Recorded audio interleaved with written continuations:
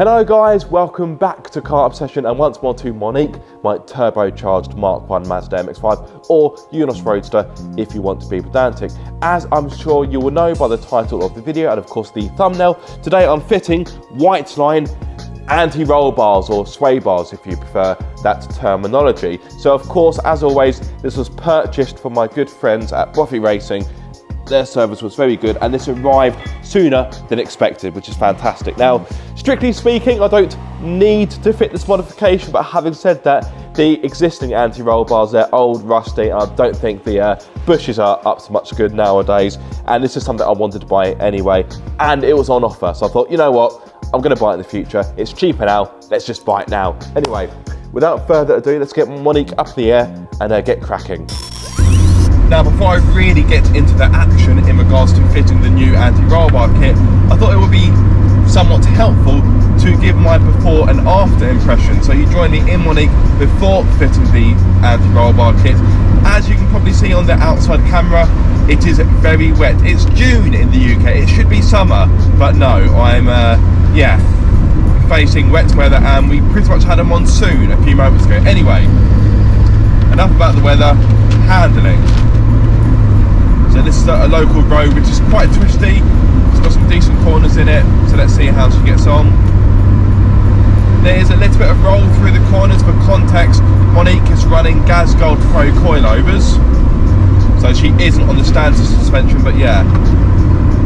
The roll isn't awful, and the dampers are set, I'd say, to about a medium firmness. But hopefully, as you can see on the cameras, there is some roll I'm dealing with. It's not horrendous, but more importantly, there is room for improvement.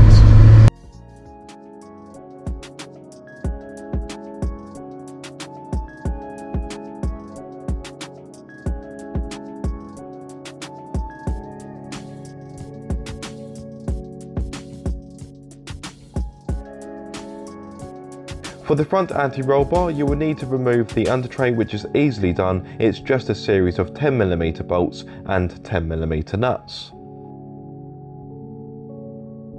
After removing the under tray, I made sure to spray everything I was going to be removing in penetrating oil, which in theory, would make my life easier further down the line. As you will see later on in the video, that didn't quite go to plan.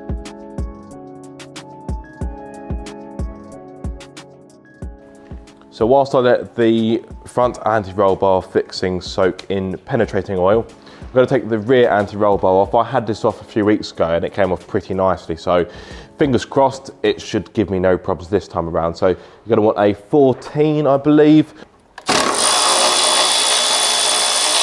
Lovely. I'm pretty sure these are going to be reused, so don't chuck them away just yet. They're not too bad actually, not too rusty, but I may just give them a little clean up.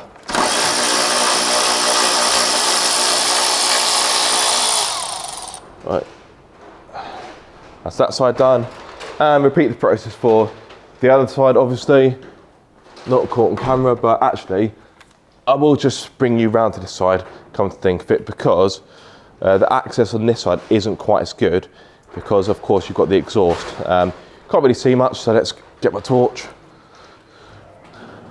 So the access is far from horrendous, but you haven't got quite the same clearance. But yeah, it's not exactly a hardship.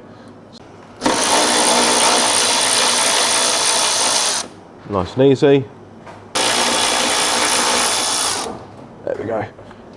That's all nice and free. Obviously, now I need to take off the drop links.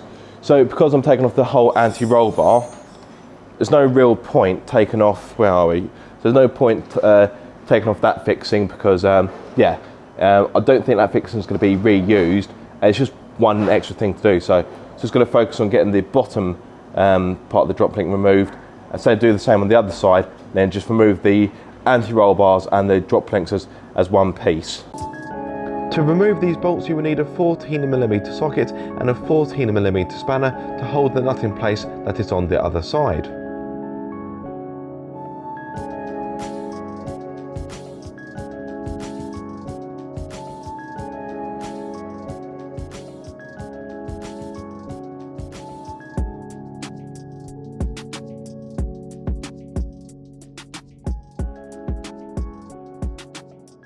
So the rear anti-roll bar is removed pretty easy. One thing worth bearing in mind, when you remove it, because I've made this mistake in the past, just take a note of the way in which the rear anti-roll bar is just bending in. Because it just means when you go to fit the new one, yeah, there'd be less confusion. So just take a note of how it should go. Easier to do with, obviously I've left the drop links attached, so just leave it there like so. And yeah, ready to fit the new stuff.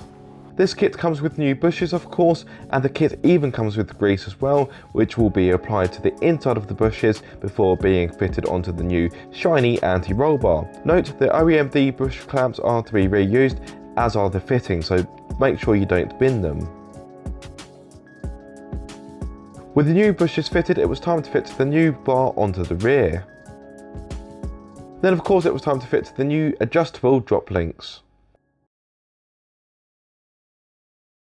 I refitted the 14mm nuts to secure the new anti-roll bar to the chassis using a torque setting of 25 Nm. On the rear anti-roll bar you've got 3 levels of adjustment, so that's your softest, that's your firmest, and that's the Goldilocks setting. Now interestingly, I was speaking to Bofi Racing, they actually recommended to put the rear anti-roll bar onto the softest setting. I was going to go middle ground and go into the medium setting, so that tab there. So there we are guys, the rear anti-roll bar is installed. The drop links are fairly tight, they're not completely tightened just yet because I've still got adjustment to do of course, but yes, there we are. Oh, try not to fall over anything. It's not difficult to do, it's just a little bit fiddly at points and you've just got to fine tune things and adjust them. Let's get you on my small camera, where are we?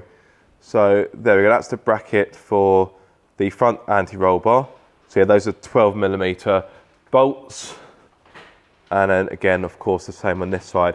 Now, because I've got power steering and air conditioning, I've probably got less room to work with compared to other MX-5s, and I've got a thicker radiator.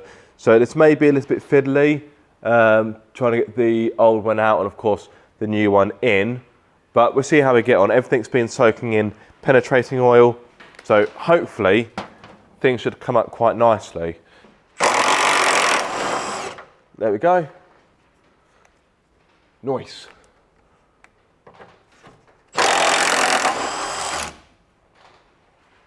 Right, put this to one side because I'm fairly certain I'll be reusing them.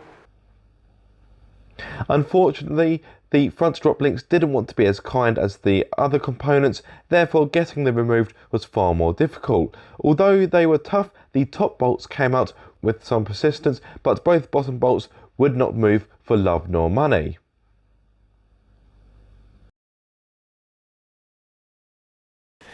Okay then. Sits rep. I am defeated, for today at least. Yes, I have been defeated by the bottom bolts of the front drop links. They're just not playing ball. I've tried penetrating oil, I've tried heat, I've tried hopes and dreams, I've tried Jesus. No, I didn't try Jesus. And nothing has worked. All they really need is just to be cut out, but I'll be honest with you, I am a hobbyist mechanic, so I've only got so much skill and so much experience, and although I did have a little go with the cutting disc, I stopped because I thought that I was just making a bad situation worse. So what I'll do instead is I'll get one of the actual professionals that I work with to cut the drop links out, which I imagine will take them probably seconds, I would have thought, but it means I'll have to pick this up in a week's time because yeah, time's getting on. I need to just reassemble the car as it is and yes, drive home. Now before you go, Aaron, you're driving home, you maniac, because I'm going to leave the front drop links partially disassembled. Well, I live very close to here. In fact, I could walk home in about 6 minutes. So yeah, for the sake of driving home for literally a matter of meters, I'll just leave the front end disconnected, obviously throw the wheels back on, and yes, without further ado, I will cut to a clip where you will see me 1 week older. So of course you join me a week later, I'm back in the workshop and Monique is back on the ramp. Now one thing I could have done last week that would have saved me a bit of time for today is to remove the front anti-roll bar. I was at a point last week where I could have done so, and for whatever reason I didn't. I think I got so infused with trying to take out the drop links, I kind of forgot that the anti-roll bar itself was in a position to be taken out. Having looked underneath the car once more, one thing that I'm concerned by is clearance for getting the new thicker anti-roll bar in. So I'll get you on my little camera. The lighting isn't fantastic, but I do have a torch, so hopefully that will help. But if I get you in there, so you've got the pre-existing anti-roll bar just there. I'm gonna have to use an arrow because my hand's full, so I can't point to it. And as you can hopefully see, it's pretty much, sorry, I need to get the lighting right. So it's pretty much touching the shroud for the radiator fan. And with the new units being thicker, I think, yeah, I may have to do a bit of cutting. I hope I don't, but yeah, the existing anti-roll bar is quite tightly packed. So if you bring it down here, you'll see that the anti-roll bar is actually rubbing on a hose as well. So I think trying to get the new anti-roll bar in is going to be a bit of a challenge. But yeah, all I need to do is just drop those bolts out again, 2 there, and of course 2 on the opposing side. They came up pretty easily, so should have no dramas there. So yeah, I can take out the old anti-roll bar, but I'm concerned that getting the new one in is going to pose quite the challenge. I must confess I hadn't really considered clearance when I bought the kit and started the job, but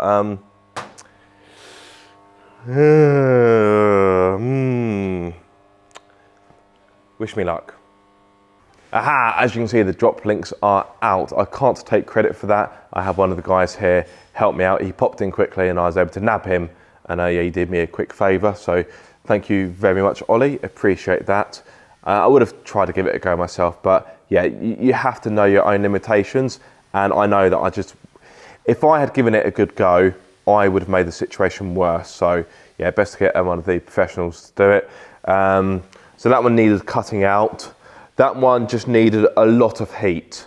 We actually have a heat inductor in the workshop, so that proved to be very helpful. So almost at a point where I can take the radiator fans out. Unfortunately, that bolt is sheared. Yeah, I used quite minimal effort on it, and yeah, I felt the dreaded snap. I thought, oh, I mean, it's not the end of the world. Cable ties to the rescue. But yeah, a bit annoying. I hate when bolts snap, don't we all? I just need to take out that bolt now, which also looks to be a little bit corroded. And then I can, to be fair, I don't think I actually need to remove that one, but I'll take both out just to give me better access. I think I may need to cut away a little bit at the shrouding on this one to allow the new anti-roll bar to go in, but we'll have to wait and see. Getting the front anti-roll bar out was a bit of a fiddle, but I found removing the near side front wheel gave me a bit more space to lever the anti-roll bar out. However, what was the real game changer for me, and this may be a step you may not need to do, was to remove the radiator fans as the anti-roll bar was getting caught on it.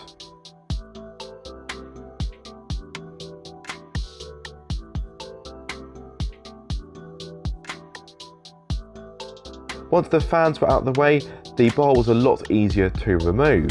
As with the rear anti-roll bar, the D-bushes for the front bar need to be greased before being fitted, but the difference with the front bar is that there are these lateral locks.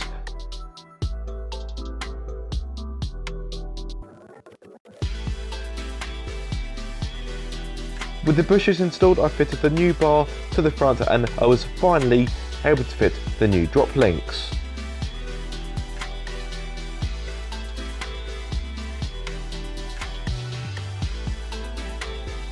Sit rep, things so far are going well. The new anti-roll bar is in, as are the drop links. What I'm going to do now, before I commit to tightening everything down, I'm going to put the radiator fans back in to see what kind of clearance I have on the new anti-roll bar, because I think I may need to cut away a little bit at the shroud on the fan on the right hand side. I think that's the fan for the air conditioning. I'm probably wrong, but anyway, doesn't matter. The fan on the driver's side, the shroud may need a bit of cutting, because yeah, it's so tightly packed under here, what with the intercooler, the oil cooler, the larger radiator, obviously the aircon condenser. It is, tightly packed to say the least. So what I'll do now is I'll drop Monique down, put the radiator fans back in, and just see what kind of clearance we're working with. So let's see how that goes.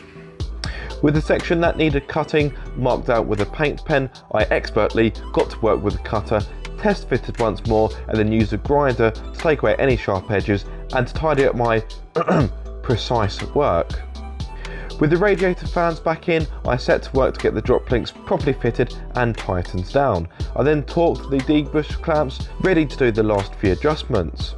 So you join me underneath the car. I'm currently on my back because Monique is now bearing weight at the suspension. That now means that I can, it means I can fit these. These are I've just got to call them lockers. I can't think of what the phrase is off the top of my head. So one goes on either side of the anti-roll bar. So I'm going to put one that side of the bushing on the inside, and I'll do the same on this side. Where are we? They're just there. So the instructions recommend to do it whilst the car's bearing weight, so that's what I'm going to do. It does come with a little Allen key in case you haven't got one to hand, but I'd be surprised if you haven't got one. So yeah, that's what we're going to do next, and then we should be on the home straight. You have to excuse the audio. I haven't got my clip-on microphone on, and even if I did, it'd be rustling on my shirt anyway because I'm laying down. So now what we're doing is all about adjusting the preload. So hand-eye coordination let me down as always. So it's all about getting this loose. That's right, mate, no worries. So want it to nice and loose, so I think that's about there, so that's tight again. That's also tight, so if we get it about there, I reckon that'll do it. So just now I need to tighten up these Sorry about that. What I was trying to say is that you've got a nut either side of the preload adjuster which need to be tightened up to lock it in place. There we are, the work is now complete. So a few little challenges along the way, but we got there. So of course, now it's all about my first impression. So later today, in the next clip of this video, I will be on the road giving you my first impression. So let's cut to that. So of course, you now join me on the road. The sun is starting to set, but as you can see, in the UK, it is a beautiful summer's evening. So, of course, I'm now talking about my first impressions. We're going to go down the same road that we went down before we did the work. Thankfully, the weather's a lot better and I can have the roof down, which is an added bonus. Oh, go on, Monique. You never failed to put a smile on my face, even though you can be testing to work on, but hey, she's not too far from 30 years old, so yeah, things will be rusted and seized. Anyway, first impressions. So I've got the same camera setup that I did before the work, so hopefully we can put in some comparison clips side by side. It was very wet when I filmed the first bit, so we'll have to see how it comes out in the edit. Anyway. Oh, that's definitely flatter. On the brakes.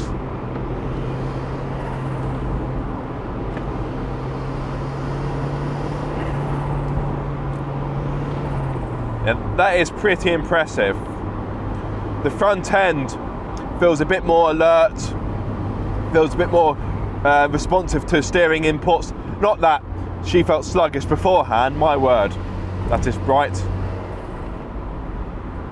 Haven't got my sunnies with me, so I'll have to make do with the sun visor.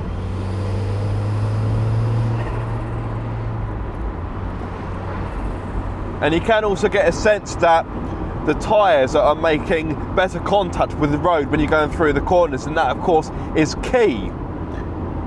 You can have all the grip in the world, but if the tyres aren't making the right contact with the road, then let's face it, it's meaningless really. Yeah, I am impressed. In the grand scheme of things, a pretty easy kit to fit. Yes, okay, I had to take out the radiator fans, but I think that's more a unique thing for my build. If you've got a stock radiator, then I don't think you would need to do it, in all honesty. My word, that is blinding me.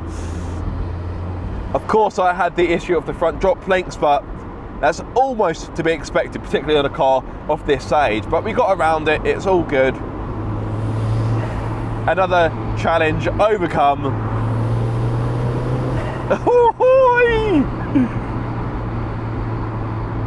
And I would say the payoff thus far is worth it. Oh yes, I am a happy Aaron. Once more, big shout out to Bofi Racing. As always, their customer service and advice has been brilliant. The kit arrived sooner than expected, so that is a bonus. Therefore, if you're looking for modified MX-5 parts, then I would urge you to give Bofi Racing a first look, and you'll probably find that you won't really need to shop elsewhere. Very good range, very good service and advice. Yeah, I've got no problem recommending them. And I'm not being paid to say that. I paid for this kit, I paid full price with my hard-earned cash, and I would say so far it has been worth it. So guys, if you have any questions in regard to the work I've done, or just questions about the product in general, then be sure to hit me up in the comment section. You can send me a DM on Instagram, Facebook or Twitter, well X. I don't really use X in all honesty. I am on TikTok, but again I don't really use that either, so yeah, I'd say your best bet is probably Instagram first. If you have found this video enjoyable or useful, be sure to like, comment and subscribe. If you are subscribed, don't forget to click the bell icon so you get notified every time I make a video. But until the next time guys, be sure to keep up the car obsession.